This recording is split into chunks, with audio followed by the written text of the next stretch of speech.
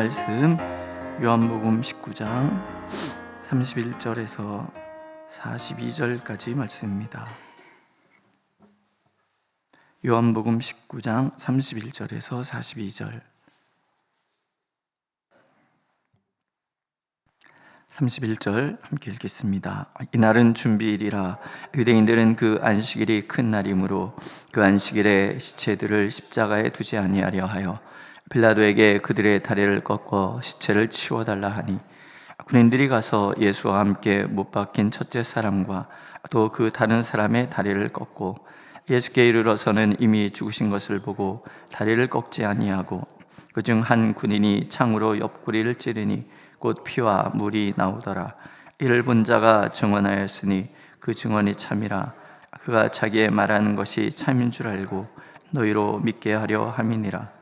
이 일이 일어난 것은 그 뼈가 하나도 꺾이지 아니하리라 한 성경을 응하게 하려 함이라. 성경에 그들이 찌른 자를 보리라 하였느니라. 사람 요셉은 예수의 제자이나 유대인이 두려워 그것을 숨기더니 일 후에 빌라도에게 예수의 시체를 가져가기를 구하매 빌라도가 허락하는지라. 이에 가서 예수의 시체를 가져가니라. 일찍이 예수께 밤에 찾아왔던 니고데모도 물약과 침향 섞은 것을 100리트라쯤 가지고 온지라. 이에 예수의 시체를 가져다가 유대인의 장례법대로 향품과 함께 세마포로 쌌더라. 예수께서 십자가에 못 박히신 곳에 동산이 있고 동산 안에 아직 사람을 장사한 일이 없는 새 무덤이 있는지라. 이날은 유대인의 준비일이요 또 무덤이 가까운 거로 예수를 거기에 두니라. 아멘. 예수님의 죽음에 대한 이야기가 이어지죠. 예수님께서 숨을 거두셨습니다. 그런데 예수님이 숨을 거두신 그 순간에도 하나님께서는 말씀의 성취의 진심이다라는 것을 우리에게 가르쳐 주시죠. 그 뼈를 꺾지 않았다. 원래 유월절 어린 양은 뼈를 꺾으면 안 돼요. 이게 예수 그리스도의 예표, 그림자라는 것을 우리가 여기서 알게 되는 거죠. 하나님께서 예수 그리스도의 그 죽음조차도 말씀의 성취였다. 그것을 우리에게 가르쳐 주시는 거예요. 그냥 단순히 뼈가 부러지지 않았다. 그것에 목적이 있는 것이 아니라 하나님이 얼마나 말씀의 성취에 진심이신가 하는 것을 보여주시는 거죠.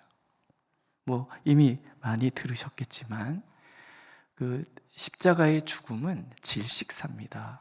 이렇게 매달려서 숨이 막혀서 죽는 거예요. 근데 힘이 있을 때는 이게 질식사가 될 수가 없는 거죠. 자꾸 이렇게 올라가니까. 근데 예수님께서 3년 반이라는 그 공생애가 굉장히 힘드셨고 또 그 밤에 얼마나 많이 맞았습니까? 그러니까 이미 몸이 지칠 대로 지쳐서 사실은 그 위에 매달려 계시는 것조차도 힘겨운 그런 상황이죠. 그러나 그 십자가에서의 그 3시간이 우리가 읽어가다시피 복음서 전체를 통해서 읽다시피 매 순간순간이 하나님의 말씀의 성취잖아요. 매 순간 말씀에 응하게 하려 하여 내가 목마르다. 그래서 신포도주를 드시고, 엘로이 엘로이 라마 사막다니, 시편 22편의 말씀의 성취에 대한 선포. 나의 하나님 어찌하여 나를 버리셨나이까. 그 말씀부터 시작하여 이 모든 것이 하나님의 말씀의 성취였고, 또 아버지 하나님께서 그 마지막 순간까지도 예수님의 뼈를 꺾지 않도록 다리를 부러뜨려야 축 처지니까, 사람이 죽으니까.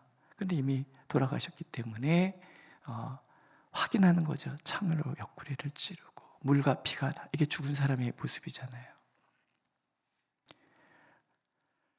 많은 사람들이 얘기를 하는 거예요. 많은 사람들이 예수님은 기절했다, 아니면 영이었다. 이때 당시 이단들이 하는 이야기들이었어요. 유대인들의 모함이었던 거죠. 그러나 참이다라는 얘기를 요한이 내가 봤다. 몸에서 물과 피가 쏟아진 거 내가 봤다. 다리가 부러지지 않은 거 내가 봤다. 하나님은 말씀의 성취에 진심이셨다. 이게 오늘 우리에게 뭘 얘기해요? 예수님의 십자가의 죽음은 우리에게 주신 하나님의 이 모든 약속의 성취라는 것을 다시 우리가 하게 되는 거예요. 그렇구나. 하나님은 단 한순간도 방심하지 않고 하신 말씀을 반드시 이루신다. 창세기 1장부터 시작된 얘기예요. 빛이 있으라. 빛이 있는 거예요. 하늘과 땅이 나뉘어라. 나눠지는 거예요. 물은 한 곳에 모여라. 묻이 드러나라. 드러나는 거예요. 새 날아. 새가 날고 물고기 헤엄쳐. 물고기 헤엄치고 별 생겨. 별 생기고 짐승들 뛰어. 그럼 짐승들이 나와서 막 뛰고. 하나님이 말씀하신 그 모든 것은 창세기부터 오늘 우리에게 이르기까지 하나님은 단 한순간도 방심하지 않고 지키시네. 무슨 얘기예요? 약속하신 분이시기 때문에 우리의 삶 가운데 한순간도 떠나지 않으시고 우리에게 약속하신 모든 것은 반드시 지키시는 하나님이시다. 그런 얘기예요. 하나님의 신실하심. 성도의 죽음을 귀히 여기신다. 예수님이 그러하셨던 것처럼 우리의 삶 하나하나도 내가 하나님의 자녀라는 거, 나 하나님의 딸이야, 나 하나님의 아들이야, 이 나의 외침이 헛말되지 않도록 하나님께서는 매 순간 우리와 함께 하셔서 우리에게 주신 약속의 모든 말씀 지키시는 거예요. 우리가 매일 새벽마다 말씀을 조금씩 읽어가면서 그것을 오늘 내게 주신 말씀으로 받아들이는 이유가 그런 거 아니겠습니까? 제가 신학교 시험을 한 번에 못 들어가고 3번 시험을 봐서 3수 만에 들어갔어요. 3수 만에. 뭐 재수야 뭐 누구나 하는 거니까 별로 떨리지 않았는데 3수 할 땐 정말 떨리더라고요. 근데 명예가 달려있는 거잖아요. 막 초조하고 불안하고 막 그래. 한 100일 정도 남았는데 새벽 기도를 이제 매일 새벽 기도를 빠지지 않고 가리라. 그래서 동네에 이제 교회를 이렇게 매일 나가는데 그때 얼마나 교만했냐면요. 목사님들이 설교를 진짜 못하는 거예요. 왜 이렇게 설교를 저렇게 해? 아니 말씀을 왜 그렇게 읽어? 뭐 이러면서 이제 듣는 거죠. 그러니까 말씀이 들리겠습니까? 안 들리겠습니까? 안 들리는 거죠. 그러다가 3일째 회개를 옴팡지게 하는 거죠. 주여 용서하시옵소서. 주여 말씀하옵소서. 제가 듣겠나이다. 그러면서 이제 말씀을 읽기 시작을 하는 거죠. 그때는 성경을 통으로 외워야 돼서 소선지자가 안 외워져요. 그 말이 그 말 같고 그 선지자가 그 선지자 같고 그래서 매일 한 장씩 외우다시피 이제 묵상을 하는데 그렇게 기도하는 그날부터 하나님의 말씀이 꿈틀꿈틀 역사하기 시작해요. 정말 일주일 동안에 매일매일 하나님의 말씀대로 하루하루가 이루어지는 거예요. 그러면서 하나님께서 그 다음에 어떻게 인도해 가실지에 대한 이야기들을 계속 들려줘요.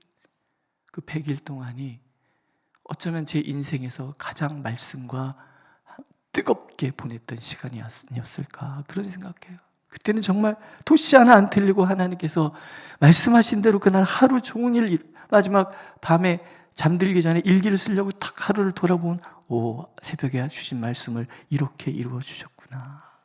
일주일치를 한꺼번에 돌아보면 하나님께서 이런 방향으로 나를 인도해 가셨구나 하는 것처럼 저는 그래서 오늘 이 말씀을 읽으면서 그런 생각이 들어요. 하나님은 정말 말씀의 성취에 진심이시구나. 말씀하신 모든 것을 다 성취하게 하여 잠시도 방심하지 않으시는구나. 여러분 믿으세요? 우리를 향한 하나님의 약속의 말씀은 반드시 이루어지는 거예요. 반드시. 오늘도 우리의 걸음걸음 매 순간순간을 함께 하시는 하나님은 단 한순간도 우리를 떠나거나 버리지 않으시고 지키시다는 약속을 지키시기 위하여 함께 하시는 거예요. 졸지도 주무시지도 않고 세상에 오직 나만 있는 것처럼 내 걸음만이 하나님의 유일한 목표이고 나를 사랑하시는 것만이 하나님의 전심을 다한 목표라는 것을 그렇게 보여주듯이 오늘도 나와 그렇게 함께 내가 믿음으로 받아들이면 그렇게 하나님을 인정하면